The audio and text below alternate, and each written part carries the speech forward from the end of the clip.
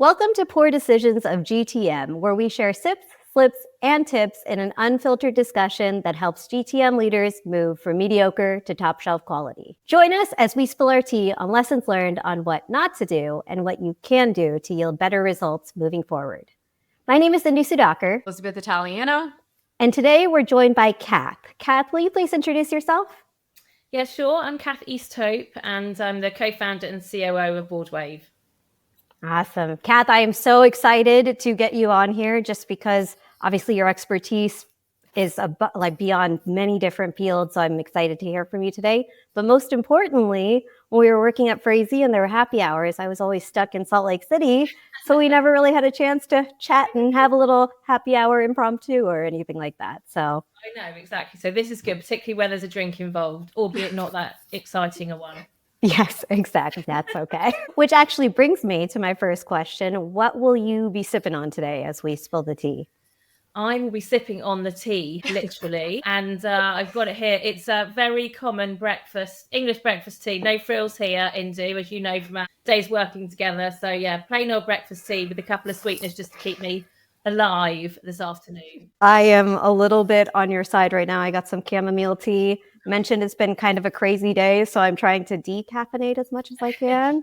Can't wind myself up any more than this. How about you, Liz? It's been a bit of a stressful start to 2025. So I'm going with some Cove soda, which is a probiotic soda. It's not like pop. It's not sugary or anything like that. And then I'm, trying to feel a little fancy. So I put it in a stemless glassware and nice. Yeah.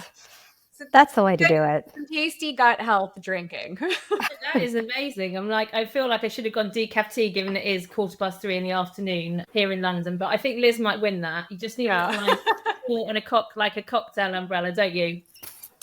Yes. Yeah. Agreed. I think the glass makes all the difference, honestly. Like for anyone doing dry January, it's just like put it in a nice wine glass and it feels almost the same, honestly. Yeah. And I am doing dry January. So I'm like, what can I still use? My stemware or stemlessware, my drinking glasses, So yeah, it doesn't have to be alcohol to use them. Exactly. Kath, so I'd love to hear a bit more about what inspired the creation of BoardWave and how that has how it's evolved really since the inception, since 2022. If you could walk us through a little bit of the history, I would love to hear about it. Yeah. So BoardWave, it's been quite the ride. I'm going to say now, it was not my brainchild. I do feel I've helped it kind of grow. But my co-founder and BoardWave CEO, Phil Robinson, is someone that I worked with many, many years ago when I was on the agency side and he was doing a lot of kind of senior roles within the tech space. And he was the new CMO of Salesforce in Europe. And we were the agency and we launched Salesforce. Don't do the maths on that, ladies. It is bad. It's bad when you think how big Salesforce is now. When Salesforce launched in Europe. So we met back in the day. He then went to become the global CMO of Salesforce, had a couple of stints in Silicon Valley. We were Facebook friends, remember that channel? And he then had some CEO roles. His latest CEO role was with a company called Exact Software, the largest business software company in the Netherlands, which is huge and super successful. During that time, he got diagnosed with Parkinson's in his mid-50s, actually.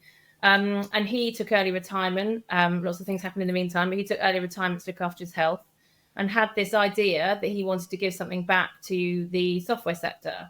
And he basically had an idea. It's a very lonely place being a CEO. There are many things we can get into in terms of why the European software sector also doesn't create more global leaders from over here. Had the idea just to better connect in the same way Silicon Valley does, some CEOs and founders just to kind of support each other and help them out on that growth journey. So never trying to replicate Silicon Valley, but some of the things that he'd seen while he was over there basically resonated in terms of how you work together on your growth journey and learn from each other and share insights and create a greater ecosystem if you do that. So yeah, he started and he had a couple of dinners and we connected and he just called me out of the blue one day and said, I just need some help. I need someone to help with whatever the problem was he was kind of facing very early doors in BoardWave, and said, what are you doing now? And I'd actually just left Phrasey at that point. And he said, do you want to come on this journey together with BoardWave? And I basically said, is it a couple of days a week? Something like that. He said, absolutely not, Kath. I've just gone absolutely bonkers very, very quickly. And so, yeah, I came on board after a couple of dinners, and it basically kind of went from there to where we are today. But it was his brainchild, and his whole mission was just to create more support and more connectivity for European CEOs. And that idea has now grown into something where, we were just almost on our 2,000 member milestone, just Congrats. in 2 years. We're in multiple countries, and we've got an amazing network of partners. And yes, it's a mission-driven, not profit-driven business. And it's just something I'm immensely proud of and passionate about. That's amazing. I think having that support is so often taken for granted, just having the support of other peers or colleagues in your network in the same country, dealing with the same cultural challenges, things of that nature. And I know the big mission is to make Europe that global superpower when it comes to tech. Yeah. What are sort of the strategies and the initiatives that BoardWave is working on to get that to become a reality? I mean, there's loads, obviously. We break all the rules of a startup in terms of kind of being super, super hyper-focused, obviously, doing all the things. I would say it kind of falls into two categories. One, all the things that we can do from a top-down perspective, and then a lot of the things we probably do bottom-up, where we work with individual CEOs and founders. So top-down, even right down to publishing our mission in a white paper, which clearly states kind of how we think Europe can be a global software superpower, is really a statement of intent and what needs to change over the next 10 years. We do quite a lot of work with government, so really getting the scale up agenda. So there's a lot talked about. Obviously, we support founders and CEOs completely through their growth journey, from they're just starting through the scale up phase, which for us is 10 million in ARR, annual recurring revenue plus. And then right up to kind of 100 and 200 million kind of CEOs. And that scale up journey is really tough, and there isn't enough support out there when you get to that stage, as you know. And so we do a lot of work with government. We contribute to consultations. We share a lot of what we're doing with government back to members in terms of where they can contribute and participate. We do hold events for kind of influencers to better understand how they need to support the leaders within the software ecosystem. So a lot on that front. And also, I guess we have galvanized this amazing consortium of 90 really influential partners who support BoardWave. And they are very much on this journey and mission. I think it just keeps the importance of the European software ecosystem kind of front of mind in terms of the people that are making some of the bigger decisions about business. At the complete other end of the scale, we work individually with founders and CEOs on their growth journey. So part of the, one of the things that we are trying to change is that it takes at least twice as long to get to 100 million in ARR in the UK and Europe as it does in the States. And we need to kind of accelerate that. And there are lots of things that we can do. So with every founder and CEO that joins, they join, and everything we do is free of charge.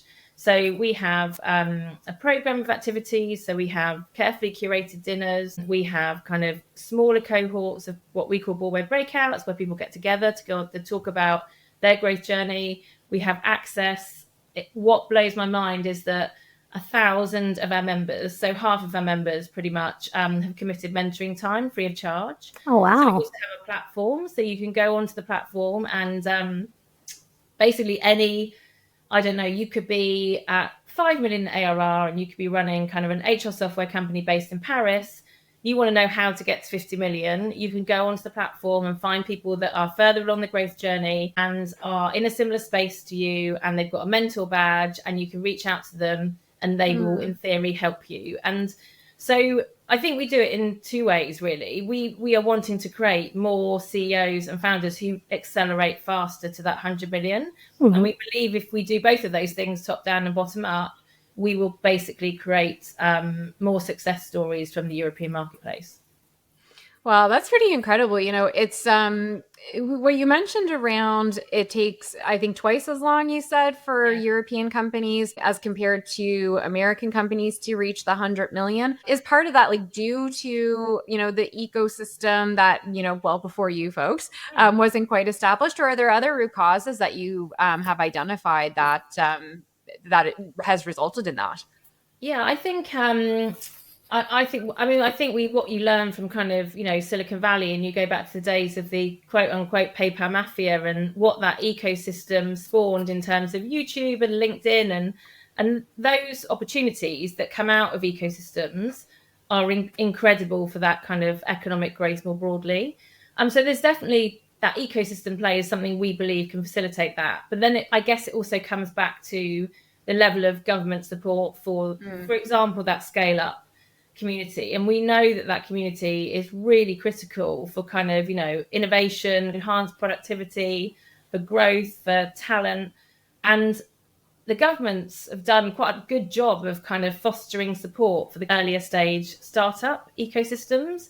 Obviously, as that journey kind of goes on, you need to make sure that when you hit the 10 million ARR point, that you've got the same level of kind of support and investment in that kind of cohort and that community. And there's not enough right now. So we've done, obviously we talk about it in our white paper, and we've just done something in the UK at least with Future Governance Forum, which really looks at the steps the government can take to better support that kind of group of companies and get them to kind of scale faster. And so that's a really kind of critical point. I think, how do we, really support and get them over the chasm, and obviously kind of stop some of those companies selling maybe too quickly to kind of the US and moving out of the kind of European market. So that's all part of the kind of the long game, I guess, of supporting people on that entire growth journey, and having the members that we've got, many of whom have scaled businesses and are now super keen to give back. And we've had members that stand up at events. I remember one distinct, amazing CEO that sold his business to SAP in Germany. And he stood up and, that these CEOs that give us their time, they always, for want of a better phrase, open the kimono, talk about the fact it's not a straight line to success. They will say, these are all the things that I did right and I did wrong. And but one of the things he said that really kind of resonated was that he really wanted to keep the company's IP within the European ecosystem. And I guess we're trying to create more opportunities and engagements like that too. Yeah, it's interesting that you say that about some of the mistakes and opening the kimono, because we are huge proponents of being really candid around the mistakes that we've faced and that we've made. Hence the name of our consulting company, What Not to Do, and Pour Decisions of Go-to-Market, because that's how you learn more often than not, is the mistakes that you make. And having those mentors to go to, has seen those mistakes, has experienced them, can kind of see around the corners, is immensely valuable. And I'd be curious to hear from you, what have been the most prominent go-to-market challenges that you've heard through the group discussions and through the community that you've built? I think I was thinking about this. I think there's obviously a lot. I mean, actually, I'm not party to kind of, we've got these amazing smaller cohorts of breakouts. They are proper safe spaces where they don't even allow the BoardWave folks in to kind of hear all their challenges and kind of the real ups and downs of the roller coasters and the highs and the lows. I think one of the things, we have a number of different issues. We focus exclusively on software or SaaS or software enabled businesses. And so we talk a lot about, obviously, the go-to-market and scaling sales, and going international, and particularly expanding into the US is a very, very common, it's an opportunity. It's a huge opportunity, obviously, but it's kind of that's the real challenge. And, people talk a lot about, sometimes it's what's the balance of kind of having people on the ground in the US, the market, with founder-led sales and being there yourself because you really know the product better than anyone else. And I think there are pros and cons of both. People talk about the opportunity cost of having a really great kind of UK business, perhaps, or a French business, and then the senior leadership team moving internationally so that you can, what happens to the team and the kind of opportunity and the revenue you've got back home if you put everyone into the US, going in kind of from a governance perspective and kind of going in with your eyes wide open. So I feel like that is, we do a lot about how do you go to the US and do it in the right way and in a sustainable way. And I think if we hear lots of war stories of, founders that go and base themselves over there for 6 months, a year, and then realize it's not quite the market for them. We hear people that have invested. I mean, how much you can invest in the US because it is such a great opportunity to grow, but also haven't found the right people. So you have to go 2 or 3 cycles of people before you find the right blend of, whether it's founder-led sales and a local team, or whether it is, salespeople from, the headquarters and going over there. So people are so, this is the spirit and the kind of generosity of people within the BoardWave network being willing to share this will hopefully mean that, we've got amazing partners. We've got one of our partners called Wilson Sonsini, which is a big US law firm, which you're probably aware of. And they do a lot of really candid kind of workshops and content and dinners where it's basically, if you're going to go, these are all the things that you need to know. So we just try and prep members as much as possible. But I think of all the issues, that's probably, going international and doing it in the right way and not cannibalizing your business through that process is probably a really hot topic, I would say. Yeah, it's funny you say that, because we see this a lot, not necessarily with the market expansion, but somebody who's maybe in the SMB or mid-market space being like, I'm doing great. I'm making a lot of sales. Let's go enterprise now. Let's move up market. Yeah. And there's just a completely different ecosystem involved in making that up market shift, as I can imagine with a global shift in a completely different market. When you've seen some of the members who have penetrated those markets successfully do it, what have you seen sort of the commonality or difference be with those folks? There's one particular founder that kind of stands out, who is an absolute advocate and proponent of going and leading the process yourself. And if you're serious about doing it, you move yourself and maybe your family and just go over there and just invest in that market in the way that you did in your headquarters market, if that was in Europe. And then you can just see it for yourself, can't you? I think the remote management of that in the early days, I can only imagine, you haven't not done it myself, how absolutely exhausting it is to do that. But also trying to kind of manage remotely, and the people, the culture, on different time scales. So I think I would say probably there's one particular person who did an event with us, which is why he stands out. And he's gone through the 100 million kind of ARR banner and quite quickly. And he definitely basically based him out there and got in and amongst the customers. And I totally see that. I feel like a lot of times perception is reality, whether it's the clients or your employees. So having that footprint on the ground, being there in person to actually interface with folks makes a huge difference. Yeah, absolutely. So one of the things that Indu and I are big fans of is that we like to have really open-minded discussions. We like to have an open dialogue and really, have diverse perspectives that we can learn from. So one of the things that we have found pretty fascinating is the BoardWave debates.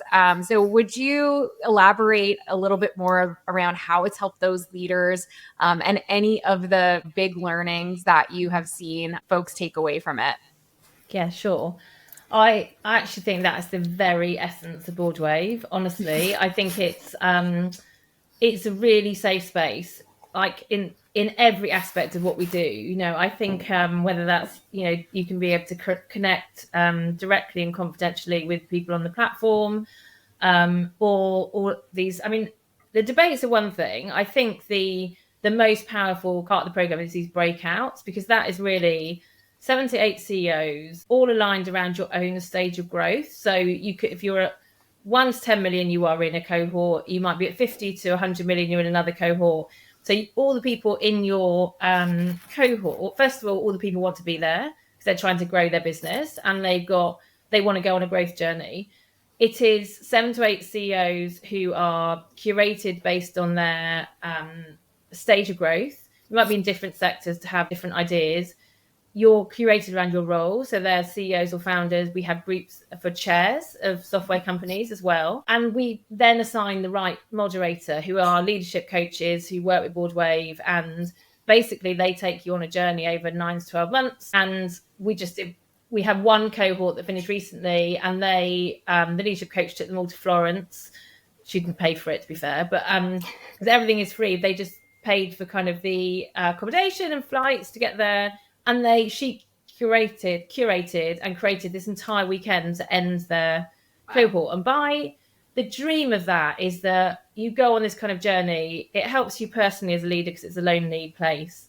And it also basically you create friends for life. Mm-hmm. So you go on that journey with them. And I think that is the epitome of like, oh my gosh, just being safe. And so you could then learn from each other, but we will then, the group might come to us and say, right, we're university struggling with our pricing strategy.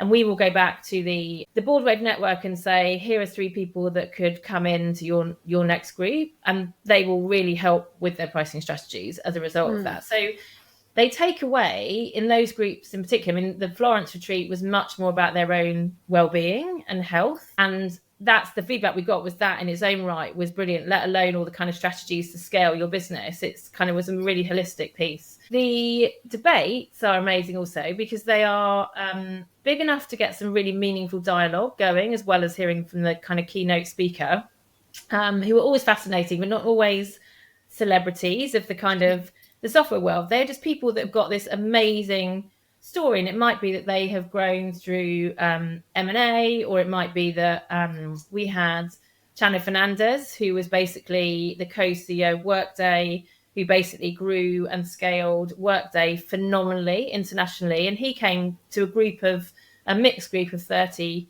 CEOs and talked about how they did it and how they created this sustainable and growth mindset within the culture.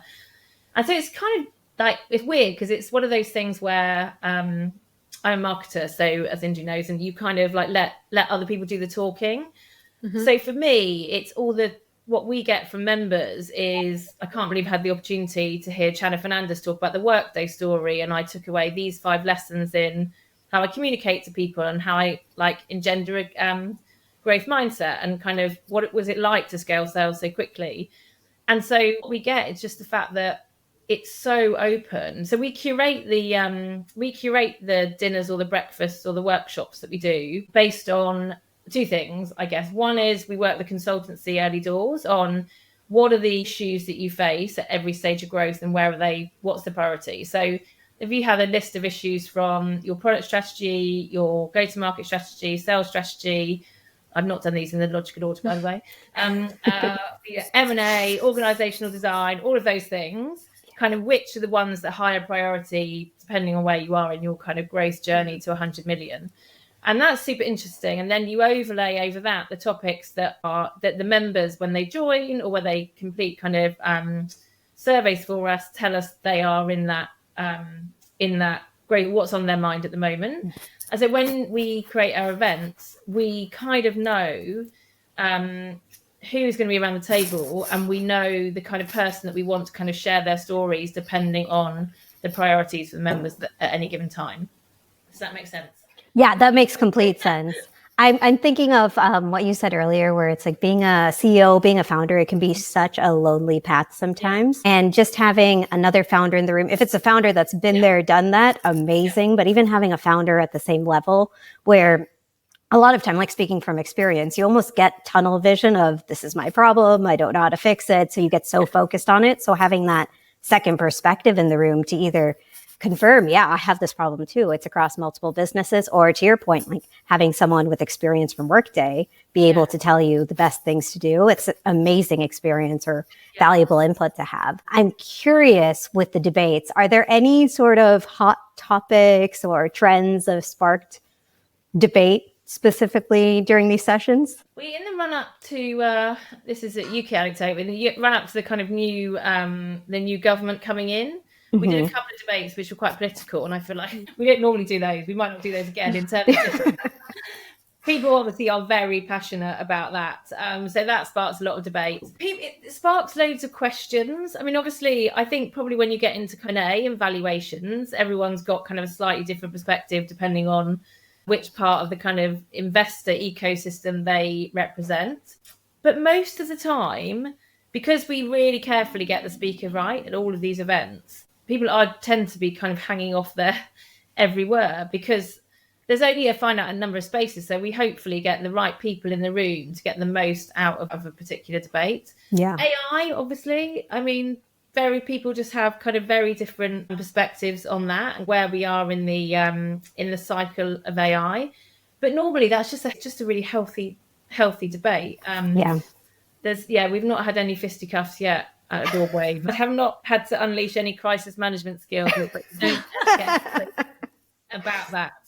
But one of the things I love is that we do a lot of what we call concierging. I might change that because that sounds a little bit naff. But if a member wants to speak to someone, so we have some earlier stage founders, someone in the health tech space, one of our female leaders wanted to talk to the guy who'd kind of established and grown TikTok in Europe.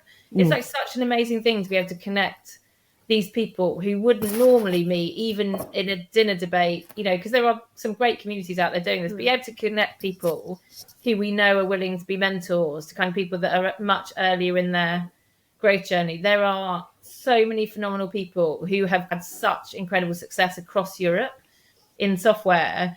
And it's unbelievable. I said Chano's done a lot for us. There's an incredible, inspirational leader, if not one of the most successful women in software, called Vid Maria. She stood up on stage at BoardWave Live and was on a panel for us, and we found out later lots of people connected with her because she was so inspiring, and she went back to all of them, had calls with them, and did an event for us for our female leaders recently.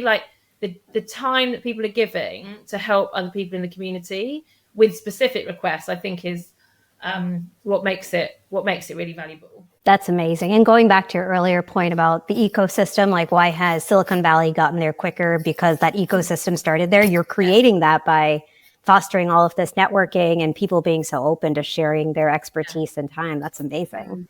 Yeah. Yes, it's amazing. I think it helps. We're trying to make, this is more of a mission. We're not selling anything. I think people can't believe it. They're like, when are you going to start charging members? We're like, that's not the plan, to charge members. So we're like, it's not too good to be true. Please stay and join and enjoy it. You don't see that a lot. So that's awesome. Yeah. So I know that we're, coming up on time and you're very busy, with all the initiatives that you have on the go, but wanted to open it up to a broader question to finish off.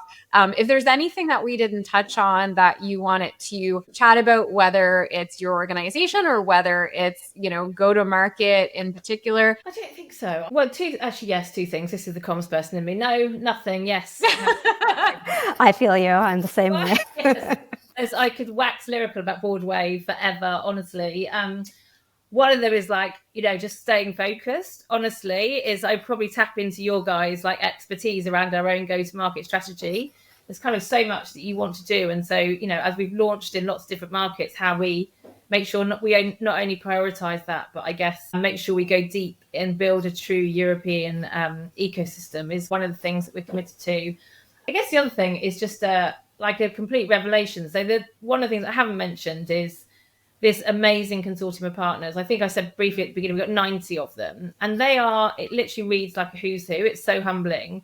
And these are all big organizations. Half of them are investors and half of them are advisors. So, law firms, investment banks, talent partners, big PE firms, etc.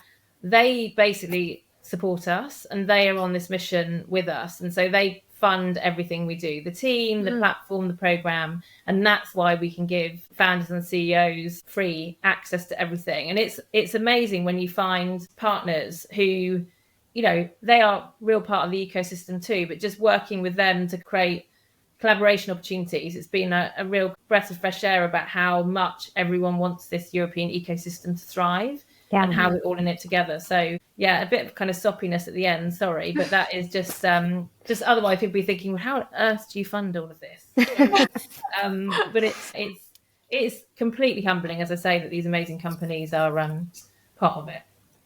Awesome. I mean, networks and partnerships, they can be absolutely invaluable. And that's amazing to hear that you have 90, you said that you have 90 partners? Yeah, 90, yeah. Wow. We do want to keep them all happy as well. So I'm not sure. I think that helps having an agency background because you treat them all like clients. Right. Yeah. So, you know how that works. And that's something you can do in 2 days a week. So we understand now why you asked if it was 2 days. Absolutely not. No. Well, you can't blame a girl for trying. Yeah, we've got a team now. It's all good. Great. Well, I know we have 1 minute left, Kath. We appreciate your time a ton. I know you're busy, but is there anything else you want to share? If you could let folks listening to this know about BoardWave, who the best folks are to join? Give you like a few seconds to do that. Yeah, I mean, I've completely ignored all of my notes, Liz and Indu. I'm going to do that thing in a minute when I look back at it and go, why didn't you say that? Why didn't you say that? And I think so. Basically, anyone who is trying to grow or accelerate the growth of a European software SaaS or software focused business basically can join BoardWave free of charge. They do need to be nominated, but you can kind of apply also, and we can see your credentials. But yeah, we want to help as many CEOs and founders just accelerate their growth. They can come and do as little or as much as the program as they want, but I promise there'll be someone kind of in the network that can help them in what is a very lonely and long journey if we're going to get to the kind of 100 million. So yes, Ned's chairs of those companies too, because we want their help in kind of helping CEOs. But no, please, I think yes, I can send you the URL. Fantastic. Well, thank you so much, Kath. We really appreciate the time and learning more about BoardWave. Yes, thank you so much. It's great.